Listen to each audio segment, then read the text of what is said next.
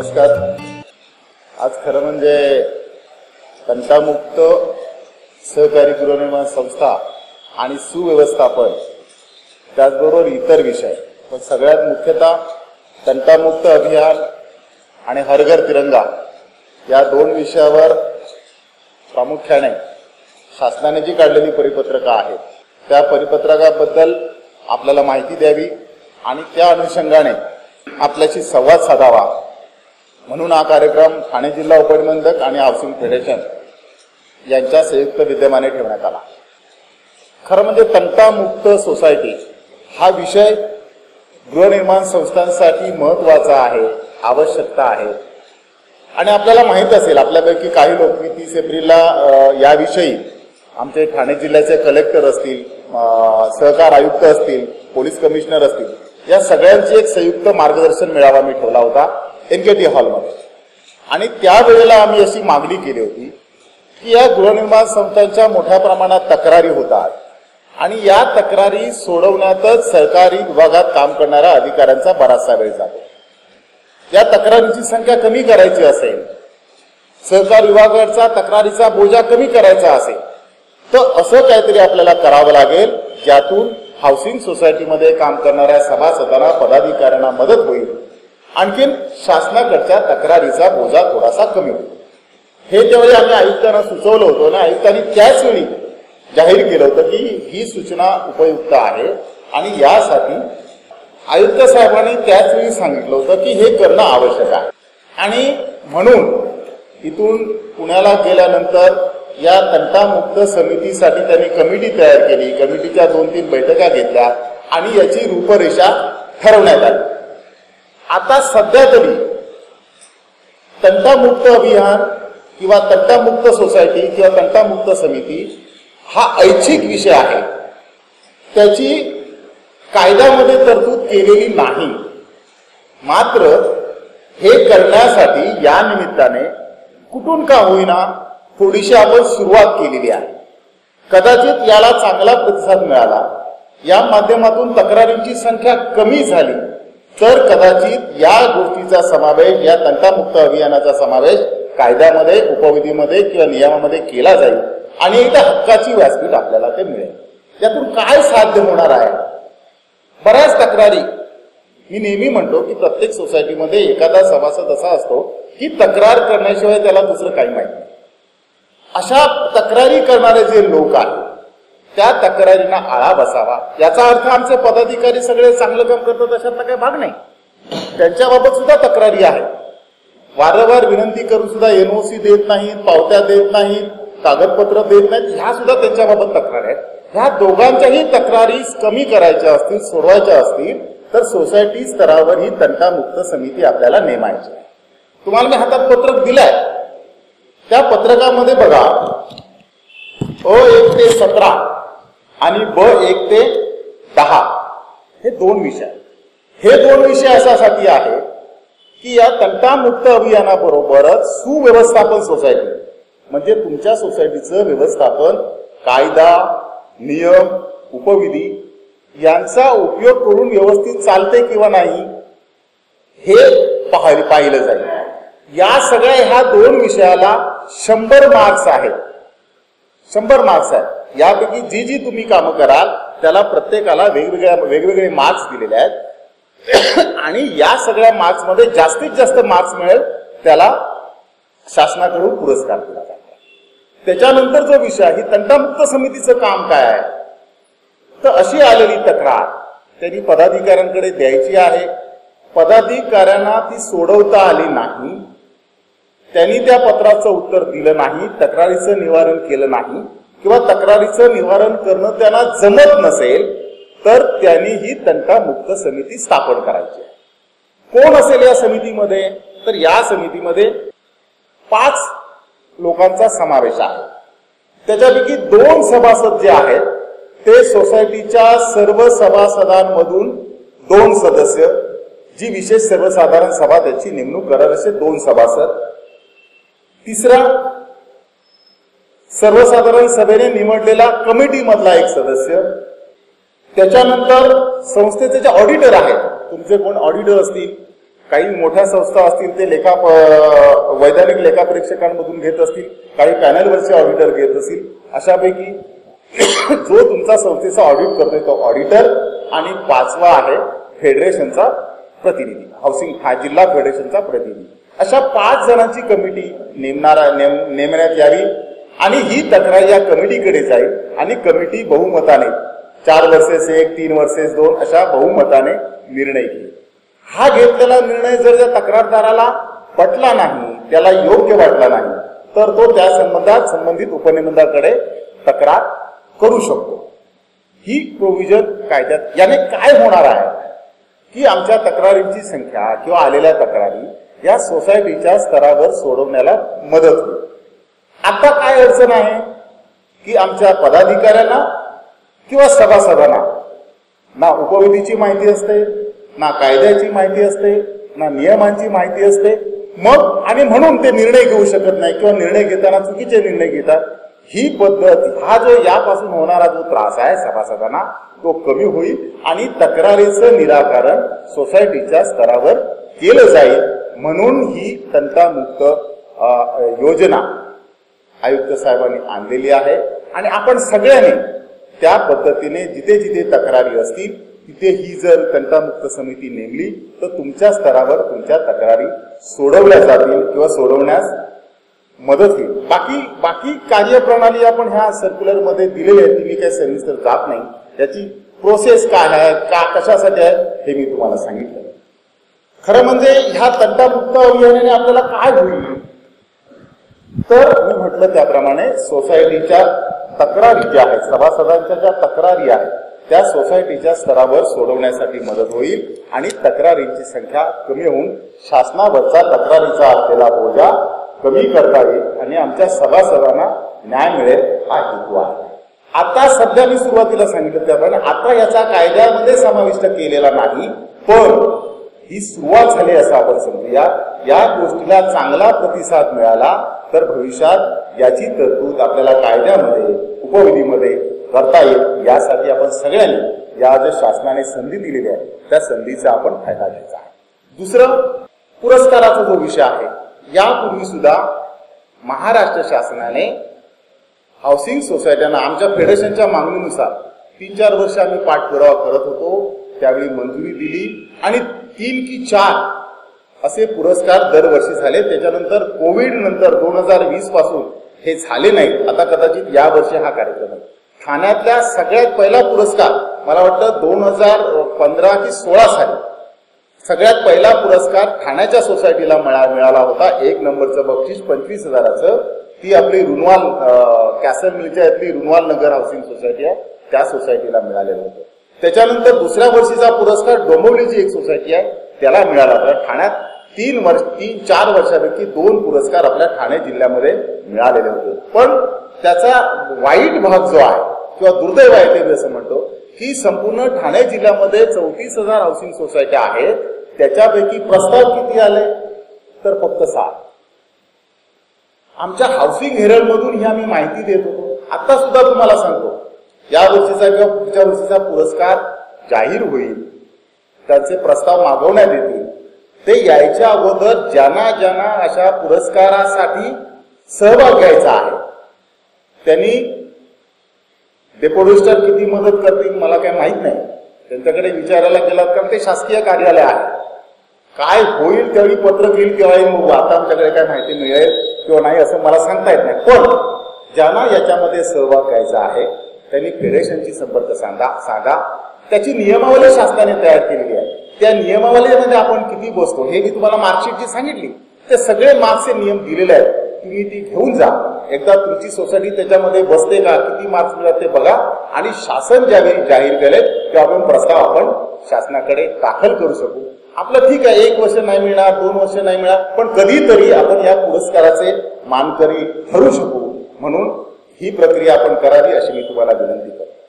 दुसरा महत्वाचा भाग, देशाच्या 75वा स्वातंत्र्य वर्ष हे आहे आणि त्यानिमित्ताने राज्य असेल केंद्र असेल या दोन्ही शासनाने स्वातंत्र्याचा हा रौप्य महोत्सव, सुवर्ण महोत्सव साजरा करण्याचं ठरवलं. तर तो कशा प्रकारे साजरा करावा याच्या काही गाईडलाईन्स शासनाने दिलेल्या आहेत. यामध्ये एक भाग आहे हर घर तिरंगा हर घर झेंडा. प्रत्येक घरामध्ये 13 ते 15 ऑगस्ट या दरम्यान आपण झेंडा लावायचा आहे. आपल्याला प्रश्न पडेल असा की झेंड्याची संहिता आहे, आता या संहितेमध्ये थोडासा बदल केलेला आहे शासनाने. पूर्वी दिवस मावळ्याच्या अगोदर झेंडा आपण उतरवावा लागत होता. तो झेंडा वंदन करताना ठराविक पद्धतीनेच तो करावा लागत होता. आता या पद्धतीमध्ये सर्क्युलर काढून शासनाने ही संहिता बदललेली आहे. रात्रीचा आपला झेंडा जो रात्रीचा आहे तो फडकवला जात नव्हता, पण नवीन संहितेमध्ये रात्रीचा सुद्धा झेंडा आपण फडकवू शकतो, त्याला परवानगी शासनाने दिलेली आहे. आपल्या घरामध्ये सुद्धा खिडकी सुद्धा दरवाजामध्ये किंवा मोठ्या प्रमाणात झेंडा आपण लावू शकतो, तशी परवानगी शासनाने दिलेली आहे. आणि हा झेंडा हर घर तिरंगा हर घर झेंडा ही योजना जी आहे किंवा ही संकल्पना जी आहे ती अशासाठी की आमच्या तरुणांना स्वातंत्र्यानंतर, स्वातंत्र्य प्राप्तीनंतर गेल्या 20, 25, 30 वर्षातलं आपलं यंग जनरेशन आहे, तरुण आहे, त्यांना स्वातंत्र्याबद्दलची भावना, सकारात्मक भावना त्यावेळी या स्वातंत्र्यासाठी मिळवण्यासाठी आपल्या शहीदांनी, जवानांनी, आपल्या लोकांनी, आपल्या राज्यकर्त्यांनी, आपल्या लोकांनी आपलं बलिदान दिलेलं आहे, त्यांनी त्याग केलेला आहे. या त्यागाची भावना किंवा त्यांनी केलेला त्याग या आमच्या नवीन जनरेशनला कळावा म्हणून माननीय पंतप्रधान नरेंद्र मोदीजींनी हर घर तिरंगा हे कॉन्सेप्ट सुरू केलेले आहे. आणि याला ठाणे हाऊसिंग फेडरेशनने मदत करावी, याला सहकार्य करावं या शासनाच्या योजनेला म्हणून आम्ही फेडरेशनच्या वतीने शासनाने पोस्टामध्ये हे झेंडे तुम्हाला पोस्टामध्ये मिळणार आहेत, ग्रामीण स्तरावर ग्रामपंचायतीत मिळणार आहेत, तुम्हाला महानगरपालिकेच्या प्रभाग समितीमध्ये मिळणार आहेत, अशी शासनाने ठिकाणं मंजूर केलेली आहेत किंवा परवानगी दिलेली आहे. आणि त्या ठिकाणी तुम्ही झेंडे तुम्हाला विकत घ्यावे लागणार. आता पोस्टामध्ये जे झेंडे मिळणार आहेत ते कदाचित 1 किंवा 2 तारीखपासून मिळतील, पण अजूनही त्यांच्याकडे झेंडे आलेले नाही. ठाणे हाऊसिंग फेडरेशनने याबाबत असा या 75व्या स्वातंत्र्य दिनाच्या निमित्ताने आम्ही निर्णय घेतलेला आहे. आम्ही 2 विषय करणार आहोत. 75व्या स्वातंत्र्य दिनाच्या निमित्ताने आम्ही 75 निवृत्त सैनिकांचा आम्ही सत्कार करणार आहोत. त्यांना मानचिन्ह, सन्मान चिन्ह आणि प्रत्येकाला घरी झेंडा लावण्यासाठी झेंडा देऊन आम्ही त्यांचा सत्कार करणार आहोत. आणि दुसरा की ज्या ज्या सोसायट्यांना स्वतःच्या सोसायटीमध्ये, सोसायटीच्या सभासदांच्या घरामध्ये ज्यांना झेंडा लावायचा आहे, ज्यांना झेंडा लावायचा आहे त्यांच्यासाठी 50% दरामध्ये झेंडे आम्ही हाऊसिंग फेडरेशन तुम्हाला उपलब्ध करून देणार आहे. शासनाने जे दर जाहीर केले पोस्टामध्ये मिळणार आहे त्याचा 30 रुपये की 28 रुपये दर आहे. आम्ही तो 14 किंवा 15 रुपयाने देणार आहोत. पण याची नोंदणी आपण जाता जाता काउंटरवर केली तरी चालेल किंवा फेडरेशनच्या ऑफिसमध्ये तुम्ही केला तरी चालेल. फेडरेशनच्या ऑफिसमध्ये जे मोबाईल नंबर आहेत फेडरेशनच्या ऑफिसमध्ये तुम्हाला ते मिळतील. फेडरेशनचे मोबाईल लँडलाईन फेडरेशनच्या बंद आहेत, कारण जागा आपण जुन्या जागेत शिफ्ट झालो आहोत, त्यामुळे अजून MTNने लँडलाईन अजून चालू केलेल्या नाहीत. आमचे मोबाईल नंबर आहेत तुम्हाला काउंटरला मिळतील. त्यावर का करून सोसायटीच्या अध्यक्षाचा, सेक्रेटरीचं नाव आणि नंबर दिला तर तुम्हाला आमची तारीख आणि वेळ कधीपासून आम्ही तुम्हाला उपलब्ध करून देऊ हे सांगताय, हे तुम्हाला कळवू. आणि सहभाग आपण जास्तीत जास्त सोसायटीने याच्यात सहभाग घ्यावा अशी आम्ही तुम्हाला विनंती कर. यामागची मोदी साहेबांची संकल्पना एकदम स्पष्ट आहे की आमच्या तरुणांना, आमच्या जवानांनी स्वातंत्र्य लढ्यामध्ये ज्यांनी ज्यांनी सहभाग घेतला त्यांचं बलिदान कळावं, समजावं आणि त्यासाठी या तरुण पिढीचा सहभाग असावा, योगदान असावं म्हणून ही संकल्पना त्यांनी मांडलेली आहे. बऱ्याच वेळा असं आपल्यामध्ये, भारतामध्ये आणि इतर देशांमध्ये हा फरक आहे. आमचा कोणी भारतीय असो, कुठल्याही पक्षात असो, कुठल्याही राजकीय पक्षात असो, भारत भूमीबद्दल, आपल्या भूमीबद्दल जेवढा अभिमान भारतीयांना आहे क्वचितच तो इतर राष्ट्रातल्या लोकांना दिसेल. किती जरी झालं तरी भारताचा विषय येईल, आपल्या देशाचा विषय येईल, आपल्या राज्याचा विषय येईल. किती जरी आमचा विरोध असला तरी तो विरोध बाजूला ठेवून आपण एकत्र काम करतो देशासाठी, या मायभूमीसाठी. ही भारताने कितीतरी वेळा उदाहरणं दिलेली आहे. यावेळी मला मला वाटतं 1996ला माननीय तत्कालीन पंतप्रधान कैलासवासी अटल बिहारी वाजपेयी यांच्या अविश्वास ठरावाच्या वेळेला 1-2 वाक्य त्यांनी सांगितली होती. आमच्यात किती जरी वाद असले तरी या भूमीसाठी आम्ही एकत्र आहोत. नरसिंहराव पंतप्रधान असताना जिनोवाला ज्यावेळी भारतीय शिष्टमंडळ गेलं त्यावेळी विरोधी पक्षातल्या अटल बिहारी वाजपेयीला त्या गटाचं नेतृत्व दिलं. असं कुठे होत नाही. आणि पाकिस्तानला ज्यावेळी हे कळलं त्याबद्दल वाजपेयीजी असं म्हणाले, पाकिस्तान तर बघत राहिलं, अचंबित राहिलं या विषयात. विरोधी पक्षाचा नेता लिडरशिप कशी काय करू शकतो? कारण पाकिस्तानमध्ये आपल्या बाजूच्या राष्ट्रामध्ये ही पद्धत नाही. देशभावना नाही असं मी म्हणणार नाही, पण आपल्या इतकी प्रखर नाही. त्यावेळी वाजपेयी साहेबांनी त्या भाषणामध्ये आणखी एक मुद्दा मांडला की या देशामध्ये सरकार येतील, जातील, बनतील, बिघडतील, पण हा देश अखंड राहायला पाहिजे. या देशाची लोकशाही अखंड राहिली पाहिजे आणि ती आमचा भारत देश जपतोय आणि सांभाळतोय. हे वाक्य त्यावेळी कैलासवासी अटल बिहारी वाजपेयींनी म्हटलेलं होतं. याची प्रचिती आम्हाला येते वेळोवेळी. आमचे राजकीय किती मतभेद असले तरी देशाचा, राज्याचा ज्यावेळी प्रश्न येतो त्यावेळी एकत्र राहून हीच भावना आमच्या तरुणांमध्ये असावी म्हणून माननीय मोदीजींनी ही संकल्पना हर घर झेंडा हर घर तिरंगा ही योजलेली आहे. त्याच्यात आपण सहभागी होऊया. दुसरं, जसं तंटामुक्त अभियान आहे तसंच पहिल्यांदाच केंद्र स्तरावर सहकार विभाग तयार झालाय. याच्या अगोदर केंद्रामध्ये सहकार विभाग नव्हता. सहकार हा प्रत्येक राज्याचा वेगळा विषय आहे म्हणून केंद्रामध्ये हा विषय नव्हता. पण आता केंद्रामध्ये सहकार विभाग तयार झालेला आहे आणि या सहकार विभागाने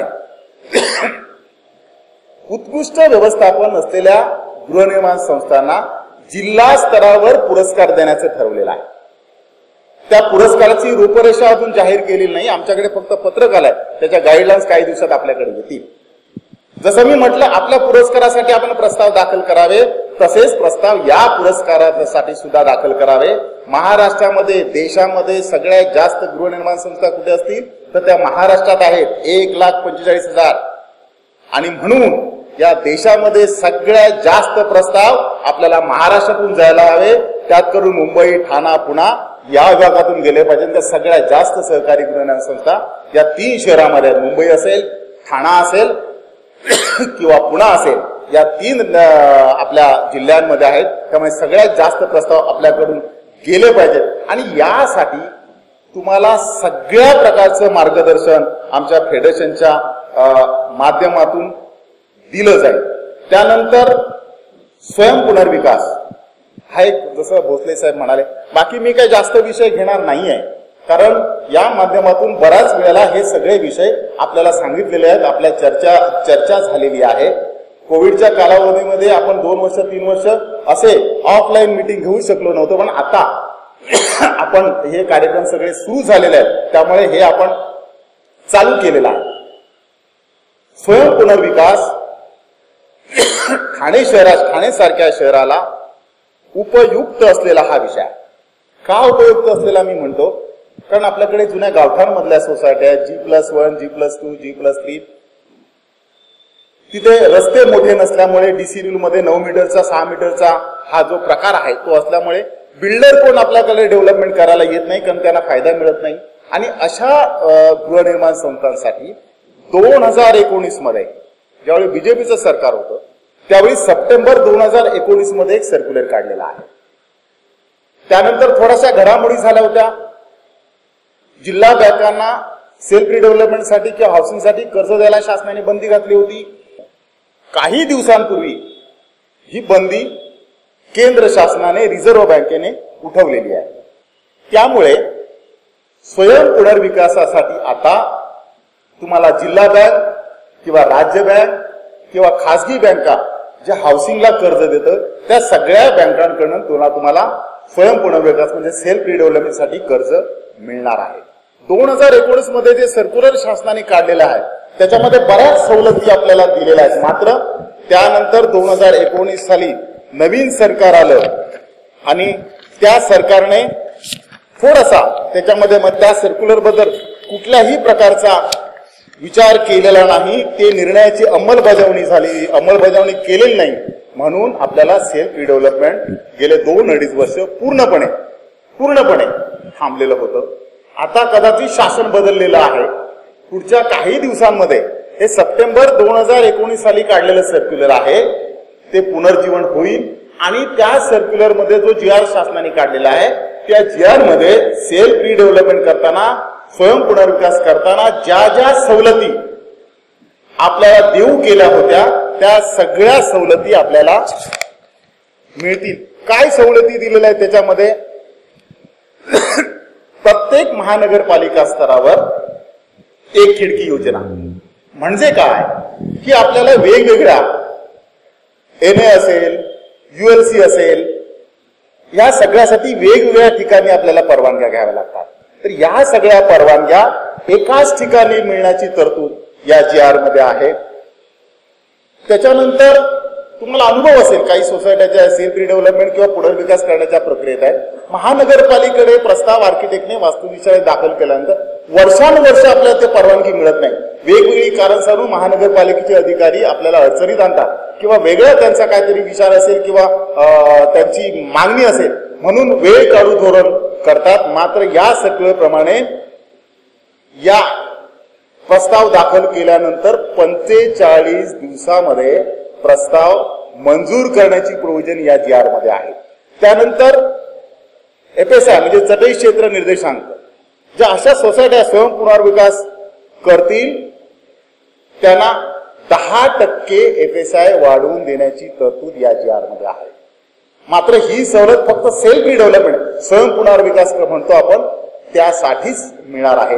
10% त्याच्यामध्ये जास्त FSI तुम्हाला मिळणार आहे. त्याच्यानंतर आता जी ठाणा किंवा पुणा किंवा मुंबई सारख्या शहरामध्ये मी सुरुवातीला म्हटलं 6 मीटरचे रस्ते आहेत म्हणून तिथे आपल्याला FSI ची बेनिफिट मिळत नाही.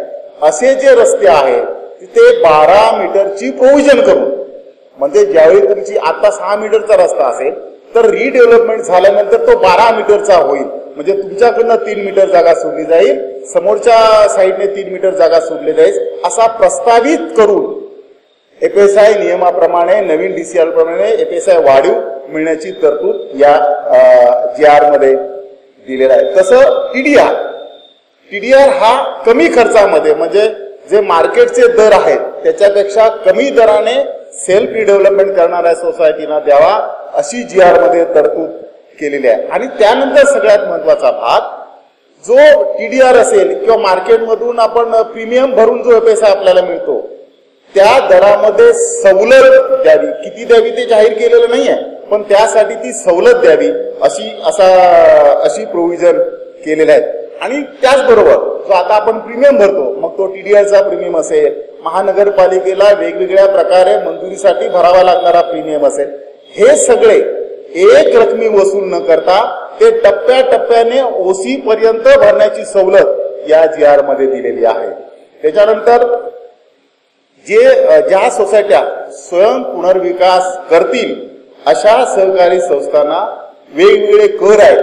महानगरपालिकेचे असतील, राज्य शासनाचे असतील, केंद्र शासनाच्या करांचा याच्यामध्ये काय उल्लेख नाहीये, पण राज्य आणि महानगरपालिकेच्या करांमध्ये सवलत देण्याची प्रोव्हिजन सुद्धा या सर्क्युलर मध्ये आहे. आणि त्यानंतर सगळ्यात महत्वाची गोष्ट, जे सेल्फ रिडेव्हलपमेंट मध्ये जे पुनर्विकासानंतर आपल्याला जो फ्लॅट मिळणार आहे, कदाचित त्याच्यामध्ये तुम्हाला 25%, 30%, 40% वाढीव जागा मिळणार आहे.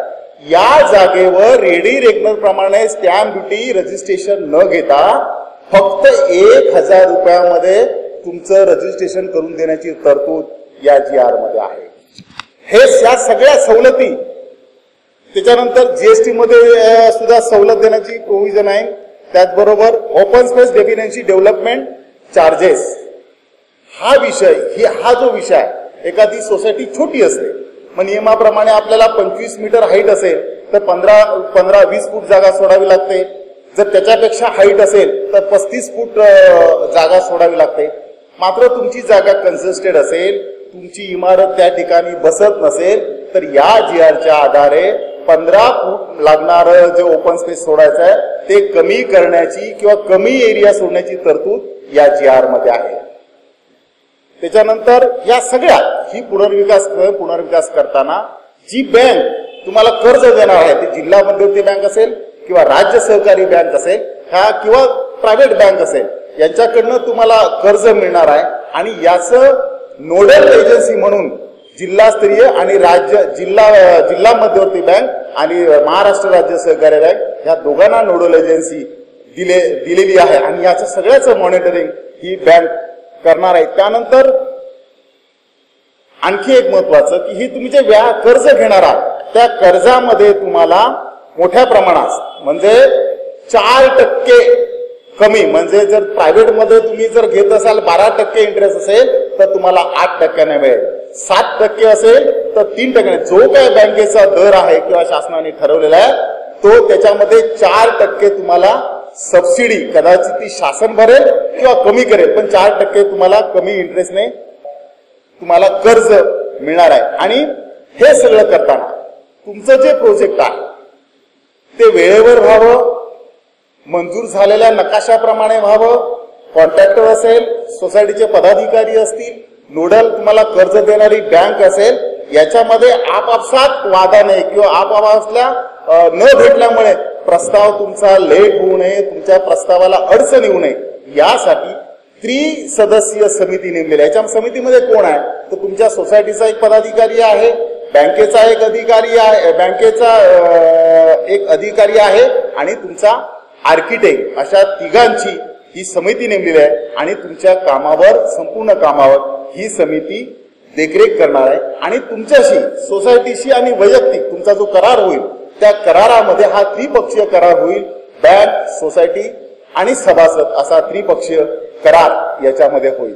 आणि त्याचबरोबर जसं म्हटलं की या सगळ्या गोष्टीसाठी जर कमी छोट्या क्षेत्रफळाच्या सोसायट्या असतील तर त्यांना केंद्र शासनाच्या पंतप्रधान आवास योजनेत जी सवलत मिळते 2.5 लाखाची ती सवलत सुद्धा देण्याची तरतूद या GR मध्ये केलेली आहे. आणि तरी सुद्धा एवढं करून सुद्धा जर सोसायटी कॉन्ट्रॅक्टर यांच्या तक्रारी होत असतील तर त्यासाठी समिती, तक्रार निवारण समिती सुद्धा ची प्रोव्हिजन याच्यामध्ये केलेली आहे. आणि ती समिती सोसायटी, आर्किटेक्ट, बँक आणि तुमच्या जिल्हा उपनिबंधक कार्यालयाचा प्रतिनिधी अशा प्रकारची ही कमिटी नेमलेली आहे.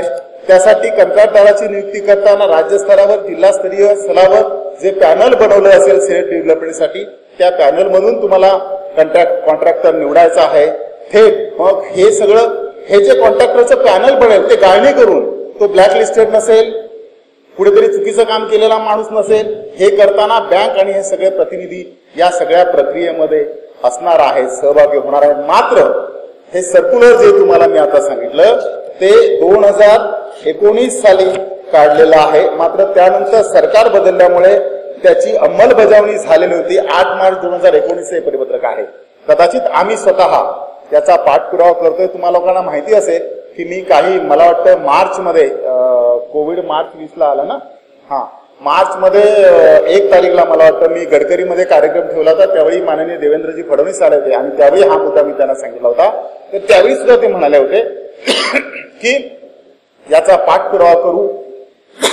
त्या तत्कालीन सरकारकडे पाठपुरावा करून आता ते स्वतः सरकारमध्ये असल्यामुळे हे आज याबाबत लवकरात लवकर निर्णय होईल आणि तो सगळ्या आपल्या स्वयं पुनर्विकास करणाऱ्या सोसायटींना उपयुक्त होईल, फायद्याचं होईल असं मला वाटतं. आणि त्यामुळे ह्या सगळ्या तंटामुक्त असेल, हर घर झेंडा अभियान असेल, स्वयं पुनर्विकास असेल, याबद्दल आपल्या सगळ्यांनी तुम्हाला काही अडचणी असतील तर फेडरेशन त्यासाठी तुम्हाला सगळ्यांना मदत करेल, मार्गदर्शन करेल, सहकार्य करेल. या भूमिकेत फेडरेशन तुमचा मित्र म्हणून काम करेल. फेडरेशन या प्रकारे चांगल्या प्रकारे काम करतंय, कशा प्रकारे काम करतंय हे मी सांगण्यापेक्षा तुम्हाला माहिती असेल. कोविडच्या कालावधीमध्ये सुद्धा आपण फेडरेशनच्या वतीने सगळ्या जी मदत करता येईल ती आपण मदत केली. दर आठवड्याला म्हणा, दर 15 दिवसांनी म्हणा, ऑनलाईन पद्धतीने आपण भेटत होतो. कोकणातले लोक असतील, पश्चिम महाराष्ट्र लोक असतील, पूरग्रस्तांना आपण मोठ्या प्रमाणे मदत केलेली आहे. चिपळूणमध्ये गेल्या वर्षी जो अतिवृष्टी झाली होती त्यावेळी तिथल्या एक पूर्ण गाव खचलेलं होतं. तिथल्या लोकांना अशी वेगवेगळ्या स्तरावर आपण फेडरेशनच्या माध्यमातून काम केलेलं आहे. मात्र याचं एक कारण आहे, एक चांगलं काम किंवा चांगल्या प्रकारे काम आपण का करू शकतो, तर तुमच्यासारख्या सगळ्या लोकांचं सहकार्य असल्यामुळे असं सहकार्य आपण करावं अशी विनंती करतो. हाऊसिंग सोसायटीच्या बाबतीत प्रत्येक वेळी फेडरेशन तुमचं म्हणून काम करेल, तुमचा मित्र म्हणून काम करेल, तुमचं सहकारी म्हणून काम करेल, एवढं लक्षात ठेवा. नेहमीच फेडरेशन तुमच्या बाजूने असेल, तुमच्या बरोबरीने असेल अशी ग्वाही देतो आणि थांबतो. नमस्कार. जय हिंद, जय महाराष्ट्र.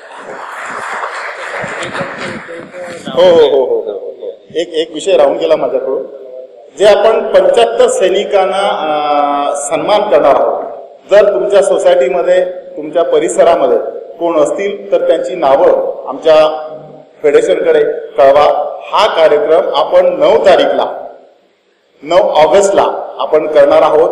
कदाचित या कार्यक्रमाला सहकार आयुक्त आणि ठाणे जिल्ह्याचे कलेक्टर या कार्यक्रमाला येणार आहेत, पण त्याच्या अगोदर 2 दिवस म्हणजे 5 किंवा 7 तारखेपर्यंत आपण ही नावं कळवावी अशी विनंती करतो. त्याचप्रमाणे झेंडे ज्या ज्या सोसायटीला पाहिजेत त्यांनी नावं आणि नंबर कळवला तर त्याप्रमाणे आपल्याला व्यवस्था करता येईल. नमस्कार.